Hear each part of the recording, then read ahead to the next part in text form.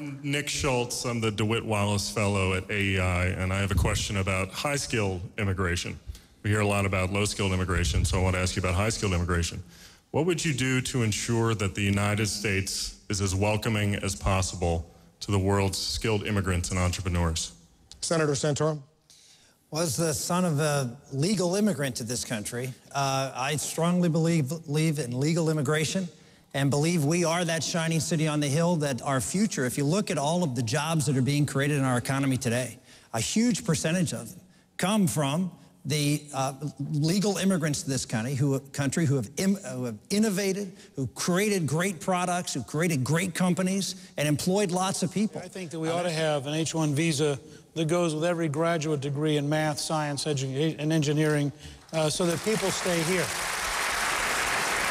If you go about 5 blocks down the street, you'll see a statue of Einstein.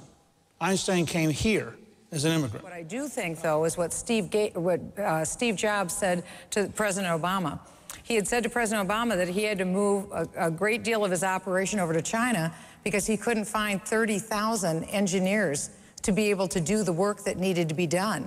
That's what we want to do. We do want to have people, and I agree with the speaker, people like chemists and engineers and people who are highly skilled. We think about the United States and what's in the best interest of the United States. If we can utilize these workers like Steve Jobs wanted to, then we need to offer those visas. That will help the United States. But I don't agree that we should make 11 million workers who are here illegally legal. The right course for our immigration system is to say we welcome people who want to come here legally.